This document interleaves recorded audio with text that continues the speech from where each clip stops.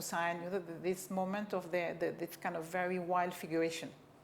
The portraits, when they are sometimes working with the Christian issues, sometimes it's the prophets, the self-portraits. There are moments where you see they are working and in discussion and close to you. But they were people, they were discussing, they were living together. They were very close. And it's also very, not so often that you see a group of people who at the end of the day didn't stay for too long as a group. It was more, not for publicity, but it was more a kind of, what did they want? They wanted to be looked at. They wanted to be modern. They wanted to be accepted in India and outside for what they were doing. And they wanted to be together as, having a common front, aesthetical front. Why did they want to be together in spite of so much of diversity of the styles? They wanted to, I think they wanted to be, they wanted to be modern. They wanted to be looked at. They wanted to be accepted for what they were. So they're post-British artist. And I think that what they had in common was something of a cultural project. To be the modern artist for modern India, which I find absolutely respectable and functioning. And after, when you enter in one by one, it's absolutely clear from the beginning. Sosa, when you look at the text by Sosa, has a very different stand than Raza, who has a very different stand than Hussain. And again, it's not so often that you have such a diversity in an artist group. One group. But what is also very rare is to have a group of people, they were young. And when you read, I didn't read all, but I went through a certain number of exchanged letters. It's not so often that you have artists who are, till the end, keeping such strong ties, and the only one, but it's his personality probably, who can be very naughty, being Sosa. Speaking terribly about this one or the other, according to his mood or the moment. But most of them, it's very rare to have this kind of connection, very strong idea of camaraderie, So it's very interesting to see even when you hear Kishan Khanna these days, when he speaks about the moment, they were really, they felt responsible for doing what they did, and it's something which is absolutely respectable.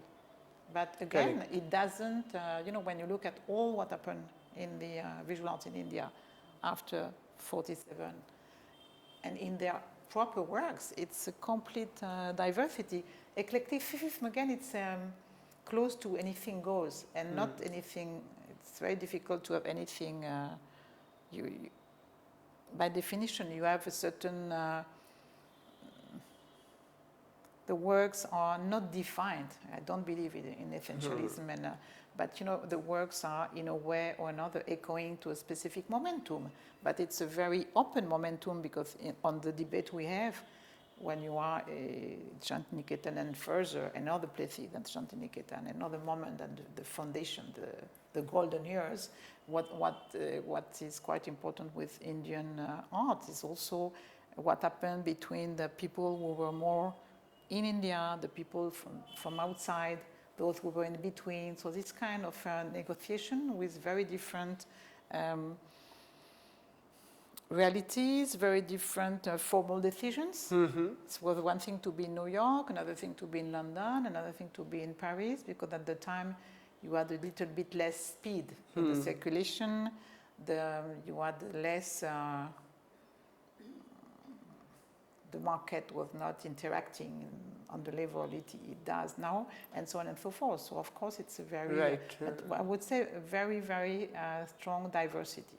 Exactly. So that is why, in fact, K.G. Subramanian himself has said in one of his articles that eclecticism turns out to be detrimental or bad, pretty bad, if it leads to, he uses a very interesting phrase, he says stylistic patchwork, which is hollow, sterile, and nothing to offer. So he himself is a little careful when he introduced the term eclecticism. to justify the diversity and talk about the diversity, not only modern Indian art, but also the Indian culture as a whole. But then he is very careful to apply this term, as you rightly say. What I would say, the extreme, the plurality, the diversity, sometimes the heterogeneity in one work of the references the artist might have. So not only the formal references, which are not so difficult to identify sometimes, but also the cultural references. You know, when it comes to, if you think about non-objective works, Gaitonde has philosophical references which are not those of other abstract artists. You know, it's absolutely clear that there is something of Japanese, more like Asian, but he was very, very, he knew quite well Japanese. Right. I don't know if you could say Japanese spirituality, but let's go for Japanese spirituality and spiritual philosophy. And it's a very different genealogy than Malevich, so it's also another generation. So, you know, this is really the diversity of the references. And again, I'm not saying that because Gaitonde was Indian, because, you know, he could have decided to deal with Mexican Maya, and it's what happened in the Indian modern. Yeah. So I think it's really like, it has to do with the immensity of the country, but what you were referring to before, I think it has also to do with the modern project, which is Indian modern project, which is inclusive. When we enter the emancipatory moment, because of course I would consider the beginning, the invention of Kolkata, as the beginning of the modern. Correct. The dispositive, not the modern. As you have the modern in Great Britain, you would go for the second industrialization and so on and so forth. But after, of course, you have to specify, and it's very difficult to speak about the beginnings when you have a colonial power and a hierarchization. It's very difficult to keep speaking about inclusive and emancipatory project, which should be inclusive. As these days, I would absolutely understand Indian people who are questioning the inclusive project when you have still so many people left aside or who are part of the national community under very limited conditions. So, you know, it's something you have to of course it is, but not being simplistic and not paying attention to the reality of an inclusive modern, that was the idea. And what you could say today is that, of course, if you compare what's happening now with the India of Nehru, where is the inclusive India? Correct. India, which was supposed to be for all Indian, and of course you could say you had limitation because unfortunately certain Indians are not part of I don't think they have their share of the national community. The national community. But at least you had certain expectations, there were ambition, there was a project, and beginning with the fact that not all Indians are Hindu, which I think also very present in the modern, even though, you know, at the time, as it were less the question than now. Many artists, it's not written here if you are, Hindu or Muslim or Jain or whatever. And but this is also, of course, what we, today, this is part of the discussion, what happened with the inclusive and India for all Indians. But, you know, not only here, we have to discuss that. There are a couple of things here transpiring also from your previous talk at Raza Foundation. For example, the question that often engages many Indian art writers when they write on Bengal School and connect Bengal School in the context of nationalism as a nationalist project, and then they talk about Shantiniketan, And it is here they find it a little confusing how to locate Shantiniketan in the context of nationalism. Is it an extension of Bengal nationalism? Or if it is not, then is it not also supporting or feeding the nationalist project further? So, what is your take on Shantiniketan in the context of nationalism as a cultural project?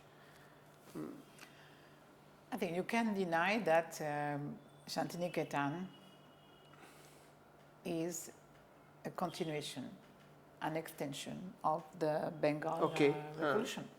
It's clear, you know, and what is also very interesting for me is that it's not so often that you see a cultural project which is emancipatory project, spiritual project, and formal aesthetical project. And this is what you can see, whatever you read, Kusmarawani, on many different levels, because they are not the same social, spiritual position, but nevertheless, Kusmarawani, Vivekananda, Nivedita, even Tagore, of course, in a different way, because I think he was spiritual and not religious at all, and so on and so forth. So this is absolutely there from the beginning, and after, of course, you have certain evolution, and you can't take all of a sudden Shantiniketan outside from the national project. It's even more difficult knowing that even when, after he passed away, Tagore stays as a central figure, and I don't think you have so many intellectuals, activists, figures, this scale, this. So, you know, I think it's, for me, it's absolutely legitimate to have Tagore around. You have many worse differences. And after that, when you come to Shantiniketan as a project, but after you had people working there. So on one end, they had a level of commitment you would have found in the beginning of Bokharos. You know, it's also a moment in history where artists were very committed, where you had a project where there would be, the point was not to show in this gallery or to have your beautiful retrospective here and there. The project was the commitment to your students, it was the working together. There was a common cultural project. Exactly. Yeah. So this stays. After that, it doesn't